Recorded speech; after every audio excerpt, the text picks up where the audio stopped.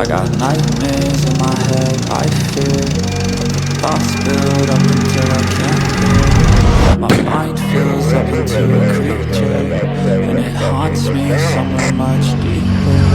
I got nightmares in my head, I fear the thoughts build up until I can't hear. That my mind fills up into a creature, and it haunts me somewhere much deeper. Hello and welcome to True Crime Rocket Science, the most authentic voice in true crime. In a hypothetical case where there's infidelity in a marriage, infidelity and murder, why do you think there's the sense of the survivor feeling that they can somehow outsmart the authorities? Where do you think that sense of confidence comes from? Do you mind if I offer one or two suggestions here? Whether we're talking about the Chris Watts case or Scott Peterson, we have a situation where the surviving spouse feels they have outsmarted the deceased spouse on at least two fronts. First, they're alive and the deceased spouse is not. So they've already won that battle in a sense. And that is a much bigger advantage than you may imagine, because in a very real sense, they begin to act as the spokesman, the representative of the dead spouse, speaking on their behalf and making representations. Do you think that what they say about their spouse's feelings and how their spouse experienced them and what is really going on, do you think their representations on behalf of the person that's now no longer there, do you think it is fair and accurate? Or would you say that there's a lot of misrepresentation? And that's the second aspect. Probably for weeks, months, or even years, one of the couple has successfully lied to, manipulated, and controlled the other. And that is where it starts, the sense that I can lie to, I can manipulate, I can control, I can get away with. And if I can pull the wool over the eyes of someone so close to me, well, obviously, I rate my chances very high of doing the same in a murder investigation. And so the question is whether this scenario applies to Barry. Interestingly, although it becomes increasingly clear to law enforcement that Barry's statements are inconsistent, Barry refuses to give a polygraph which could clear a suspect from suspicion, for example, if they pass with flying colors. And also what you kind of get a sense that Barry is happy to talk to law enforcement, but he draws the line at giving a polygraph. And I do think that this was one of the few decisions Barry got right since the incident on May 9th, 2020. And in this regard, one does wonder whether Chris Watts didn't provide Barry with a timely cautionary tale in this regard. What do you think? Now, we're going to deal with Barry's 10th interview, which occurred on January 28th, literally just a day after the 9th interview. There aren't too many fireworks besides the fact that investigators describe Jeff Libler to Barry, and Barry's response to that is certainly quite interesting. But before we get to that, if you haven't subscribed to the channel, please do. If you're enjoying this episode, please like, share, leave a comment. You can also hit the thanks button, and let's get started. So January 28, 2021, in this interview, Barry suggested that Suzanne ran away. He discussed with agents her numerous trips to meet her lover, was told by agents that her lover thought the affair led to a homicide, and was told that no body cases could be proven. And so we are now going to page 65 of 129. Special Agent Harris and Special Agent Grissing attempted to contact Barry Morphew in a construction area behind his temporary residence in Poncha Springs, Colorado. He spoke with agents by cell phone as he walked back and forth in front of the car about 50 yards away from the vehicle, though agents said they needed to meet with him. Some of the conversation included, after thinking about what he learned yesterday, Barry suggested that Suzanne ran away. He said, "Can you answer that? Can you answer? Could she possibly have staged her bike?" Now, in a previous analysis, I asked the question, about contempt. Do you get a sense of contempt for Suzanne? Now, consider the scenario. So, two different scenarios. The one scenario is where Suzanne is in the situation that Barry's describing, right? And the other scenario is that she is actually killed and someone then stages the bicycle thing to make it, to sort of muddy what actually happened to her, to make it unclear where what happened to her and I guess when what happened to her, right? That's quite an interesting thing to consider, is what was the point of the bike staging? I think it is to interfere with what you would think if it wasn't there. If there was no bike staging, wouldn't you automatically think that Suzanne must have vanished on the Saturday? And wouldn't you also automatically be thinking, well, didn't she disappear from her home? And so the bike staging moves her somewhere else, but also moves her to somewhere else. But in terms of the contempt question, imagine if Suzanne didn't stage the bike, and you now have someone accusing her of staging the bike. In other words, you have somebody accusing the victim of staging their own death when they are the victim. They've died. But now the person who did that isn't the perpetrator, it's the victim.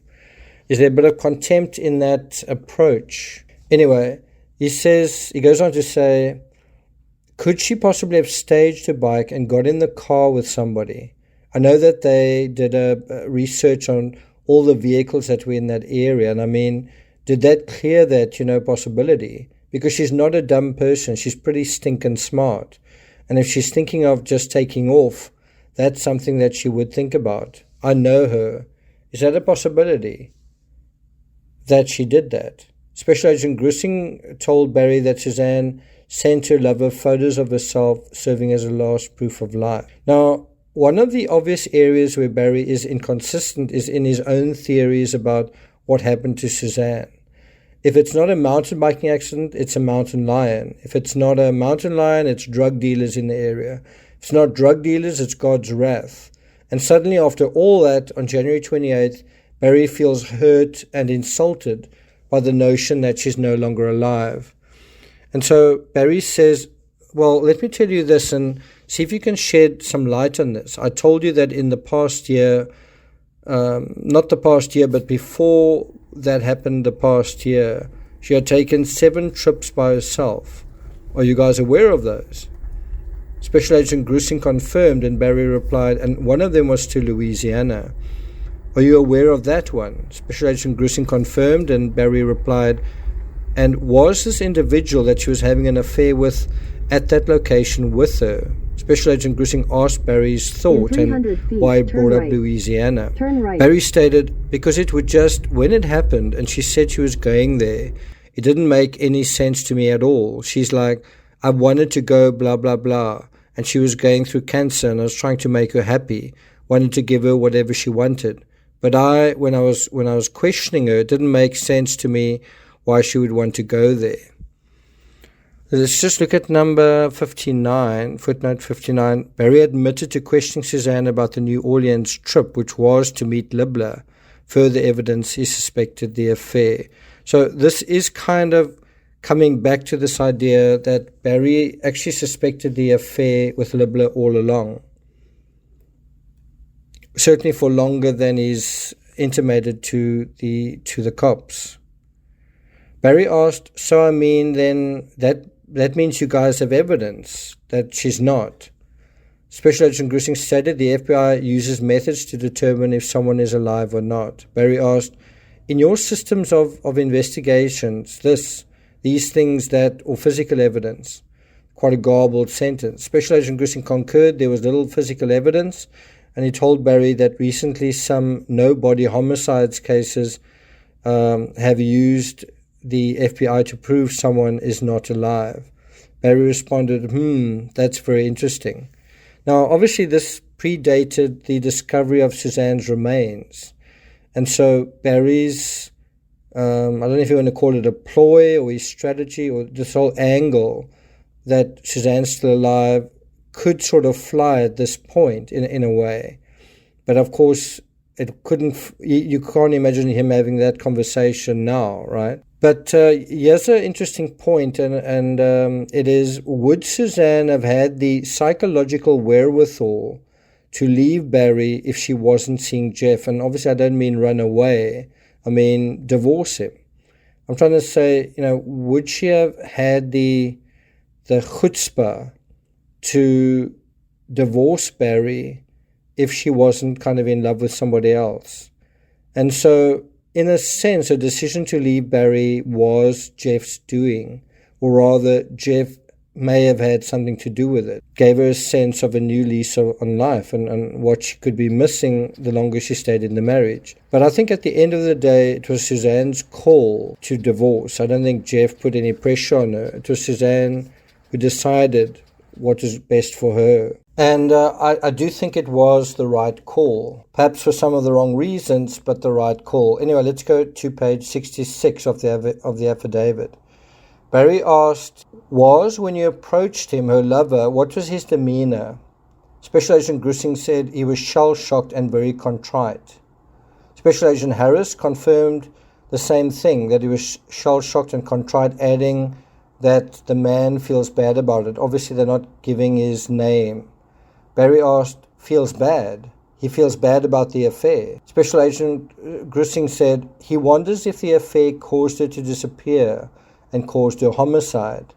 Special Agent Grussing added that Suzanne's lover said, maybe it was my fault. Maybe my relationship with Suzanne caused her to be killed. And it's interesting that quote, that admission, that those words caused Barry to fall silent for a few seconds. And then Barry says, see, now you guys are talking you're talking in a way that just, it really bothers me.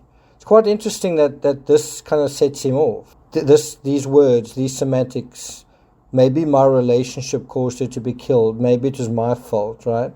Now, it is ironic that you cannot possibly imagine the same words Jeff said ever coming out of Barry's mouth. My belief is that Suzanne wasn't murdered because of the affair, not in a direct sense. She was murdered, in my opinion, because of someone else's financial peril. And if the chips had fallen where they should have, right, Suzanne would have kept a lot of her inherited money and someone would have perhaps been in serious financial doo-doo. What I mean is, if everything had played out the way that it was set to play out, Suzanne was going to get divorced, etc., then wasn't someone's financial peril going to be exposed? The affair was, I believe, what accelerated the death knell to the marriage, but not what caused the murder. Same thing as in the Watts case. The affair was part of the motive, but serious financial problems was the other part. It's not exactly the same, but it is quite similar. So now let's go to the last section from the affidavit. Special Agent Grussing asked why. Why, Barry, why do you feel uncomfortable with this? Barry said, because I have no evidence of my wife being dead, and you guys are absolutely certain of it, and that's very troubling to me. Special Agent Grussing said that yesterday Barry said he thought she was under the Beaver Dam, and Special Agent Grussing does not think that she would have survived down there. I know, but I don't know that for a fact. I said that's my thought. After 9 months of nothing from anybody, that would seem to make sense why there's no evidence, but I don't know that for a fact. Barry later said, let me ask you a question. You guys have bugged my phone. You've heard every conversation that I've had since May 10th. If there was one thing that I said, you've done this for 25 years. There's no conversation that I've had with anybody that would make you guys look at me as a suspect. Special Agent Grussing reminded Barry about the problems he cited earlier with the CBI, adding that Barry's statements do not make sense with some of the evidence. Special Agent Grissing told Barry the FBI was not after him, but just trying to find Suzanne. Barry stated, "Okay, well, I'm at my meeting. I got to get back and get to work." And so it seems like he just abruptly ended the meeting. And so we're now going to, in the next episode, we're going to jump a month from January to February 2021, when the feds questioned Barry again. And when they do, the transcript for this 11th session would span a monstrous 7 pages. We'll deal with that in the next episode in this series. Thank you for listening, and I'll see you guys next time.